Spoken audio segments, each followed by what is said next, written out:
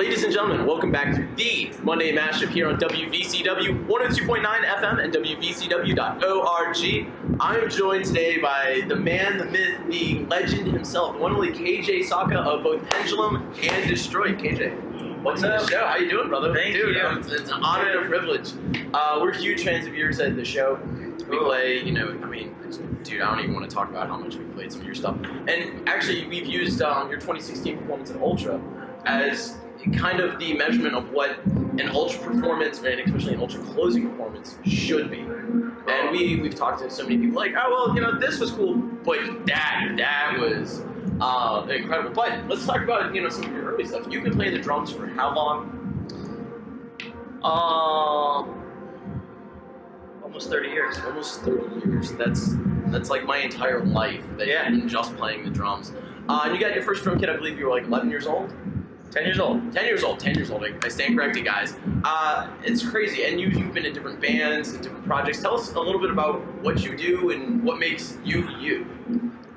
I mean, the drums is the biggest thing that I do on a regular basis. My whole world kind of revolves around drums, really. There's drums all over my freaking house. I've got storage containers filled with drums. Storage containers. I've got kits all over the world, and people are like, "How do you do production in all these bands, and then still do your own music too?" And like the drums is like the core seed of it all. And so, if my mind steers too far from the drums, then I lose my center of my balance. Drums is my balance. Speaking of balance, so the drums is your core. Yeah. But you've also done, controllerism stuff with, different launch pads and everything within Ableton. Yeah. Tell me a little bit about mixing all of the different stuff together for the performance that you have. Okay, so I got into drum machines, samplers, electronic music when I first heard drum and bass music. And I kind of got a late start in electronic music. Like 18 years old was when my friend's cousin from somewhere in the UK came over with a bunch of CDs. He had Fatboy Slim, he had Crystal Method, Chemical Brothers, LTJ Bookham, Legends. Yeah, a bunch of old drum and bass stuff. And when I heard that, I was just blown away. It was like especially the drum and bass stuff. It was very simplistic. Boom, ka, boom, ka, boom, ka. And so I could play all that. It was really, it was easy for me to conceptualize how to play it, but how it sounded blew my mind. And I'm like, I want to play that, I want to recreate that. So I realized that there's hardly any drummers actually doing it. Most of the drum and bass stuff wasn't a recording of a drummer. Crystal Method, Chemical Brothers stuff was recordings of drummers, and then sped up and chopped up and used a kick and a snare. You wanted to actually. But as a drummer, I wanted to really do that. But also at the same time, that was when I started producing. I started programming, and I'm like, if I'm a drummer, if I can play with my hands and feet, then I can program it. And so learning the piano roll, learning how to program stuff on little beat machines came to me pretty quickly. And this was years ago. This was before laptops. I was doing samplers, drum machine, tiny little drum machine called a QY70 by Yamaha, about that big, tiny little keyboard on the front, and you could go so deep on it. It was incredible. Really? I still got it to this day. Yeah. Now, what would you say would be your favorite drum machine? I mean, there's so many of them. I mean, Anyway's classic, the 909's classic, all the Roland stuff. What's cool is that Roland's bringing out all that new stuff. They reissued all that classic stuff. And thank you. My favorite one, I don't know, once Ableton came about and was born, now you can have any MPC type controller controlling Ableton, and you can literally, it's like a fresh palette. You can make it whatever you want it to be. Yeah. You can do anything. Yeah. So, but then the thing that Ableton is kind of limitless is it can be a good and bad thing. Like a TR-808 or the MPC 2000 its limitations is what can spark the magic. You're like, okay, well, I can only like do so much to the sample on this one pad. I can pitch it up or cut it or whatever, but I can't alter it like I can in this crazy synth on my computer. You know, so that's what created the, like hip hop instance. For instance, it's the art of simplicity. Create like, okay, we got an 808. We don't want to turn it into this growl sound. We just want it to be an 808 because it sounds good already, right out of the box. Yeah. The TR 808, you know? And so, yeah. So you are a member of two massive supergroups, both Destroyed and Pendulum. Let's start off with Destroyed. How did that come about? Just everyone linking together in the performance and the suits and the whole nine. And also, how do you not overheat wearing that suit? Travis Barker is already shirtless. I can't imagine wearing the Darth Vader suit. Travis Barker, by the way, I wasn't a really big fan of his until he came out with his book. And I think it's Give the Drummer Some or something like that. I think that's what it's called. But it was like he went through so much pain, and it's like it's a drummer's. He's a drummer's drummer, and it blew my mind when I read that book. So he's a massive influence now.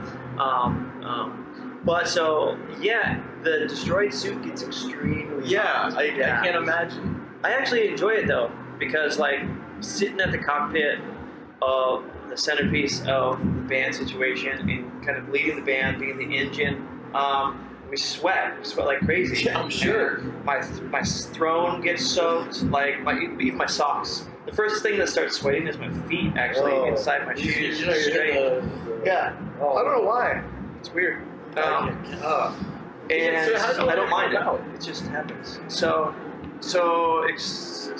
Jeff Excision and Sean Downlink, it was kind of their seed, their baby, and they had the overall concept, and nothing really happened until Jeff was like, we need a drummer. He had a few sketches of what these alien creatures want. Who are they?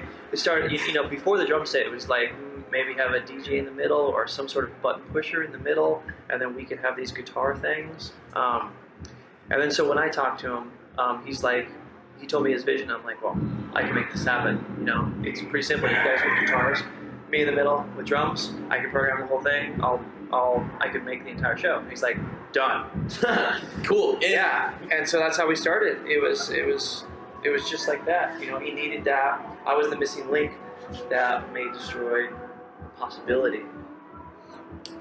Now, going from that, switching gears to the other super group, Pendulum. Yeah. How did all of that come out, and what are we getting that fourth album?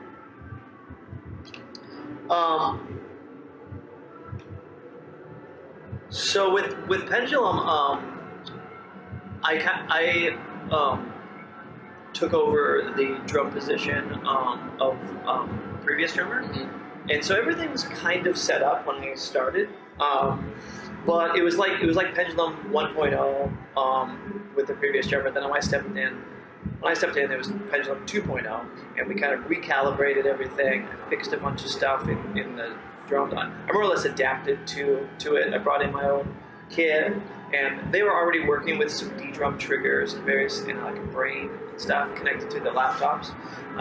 We're connected to these rack.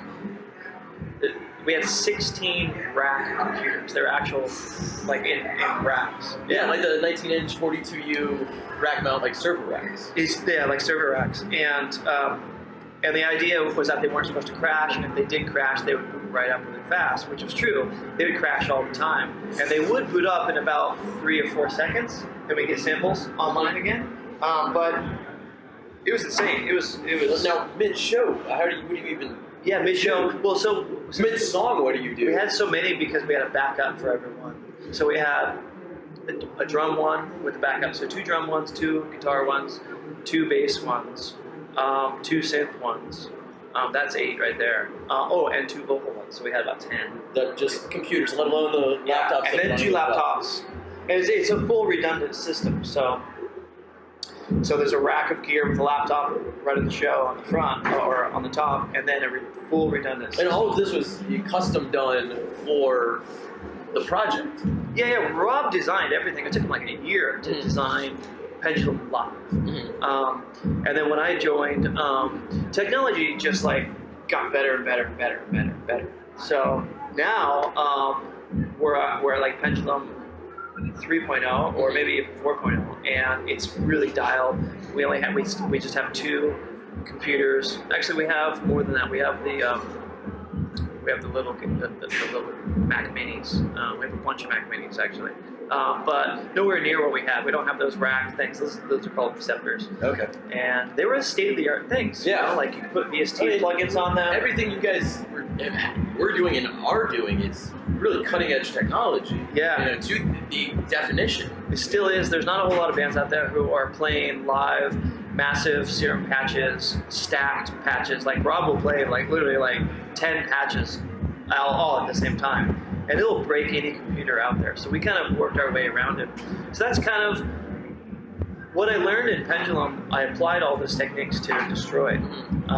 Because the biggest thing is like, how is that possible to have 3 guys on stage with only 1 computer? Because Destroyed is basically just 1 computer. I have a second one there, but it's just a redundant system in case the A machine fails. It'll automatically switch over to What B kind machine. of processing power are you running with something like that? I mean, it's just, I think it's 64 gigs of RAM. Or wait, no, it's 16 gigs. It's 16 gigs of RAM. Okay. And then it's just 16, and it's like 2.7 processing. It's not really that big, but how I made the Ableton session, that's where the magic is really. So, like with the Destroyed session, we have like 60 songs in the stem format inside the session. So there's so many stems. I have 2 kicks, 2 snares, 4 toms, cymbals, hats for each song. So there's all these samples. There's thousands of samples. But every time a song is playing, all the rest of the entire session is turned off. Oh, so it saves the processing power. Yeah, if it was all on, you wouldn't even be able to boot the session. Okay, interesting. Now, Yeah. my favorite thing, I swear, this is the coolest performance I've ever seen. We talked about it a little bit earlier. Ultra 2016 closing out, the creme de la creme of what, in my opinion, and everyone that works on the show, on what an Ultra performance should be. Yeah. Dude, what was it like getting the band together, doing the show, that massive of a show, the new gear, even the performance with Deadmau5, who were doing ghosts and stuff.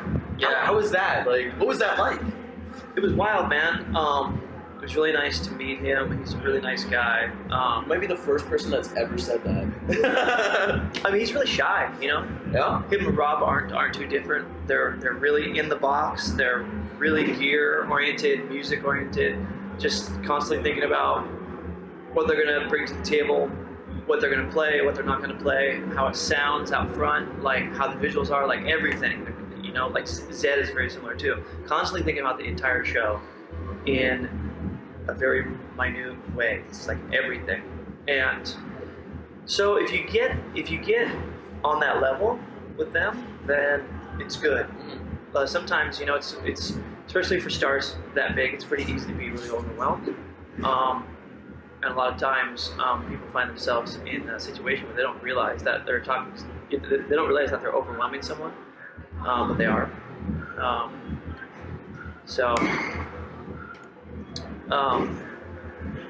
Joel, yeah, it was great. So now in the Pendulum set, we play Ghosts and stuff. Actually. Yeah, That's awesome. We kind of quickly rewrote the entire thing, and so Rob plays all the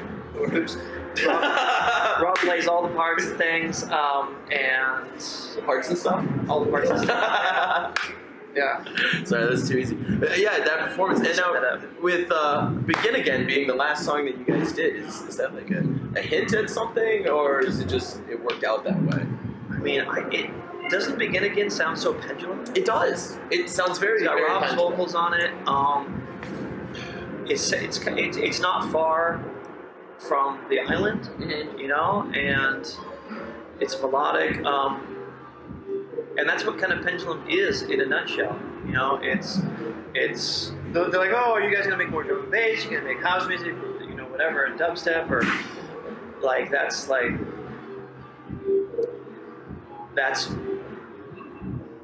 when any band has written so much music, it's like no band wants to go back and say, yeah, we're gonna make rock, we're gonna make drum and bass, we're gonna make techno or whatever. Like, just creating music is just whatever happens, it's gonna be magical, And so that's kind of the essence of what Pendulum really is. And yeah, I can't talk about the future, but that means there is a future. I mean, our last summer festival run, it's definitely not the end. Mm-hmm. When the news broke about Pendulum breaking up, we never broke up. Like, we never broke up. That's what the news said. We just had to take a break. Well, sure. Night Party was starting. Destroyed was starting. Didn't you guys just finish up a tour with Linkin Park? At the time, and I heard half of Linkin Park got sick, and you guys were getting sick, and yeah, they had to cancel almost half their dates. No, that would have been a show. I don't know. No, even better. All right, so Linkin Park, everything that obviously the past year, Chester. Yeah. What are you seeing, noticing in the music industry with everything going on? Just give me some of your thoughts on. A lot of my homies were there last night for their LA show. And the Linkin Park show, that they brought up 30 guests or something like that. Travis Barker was there.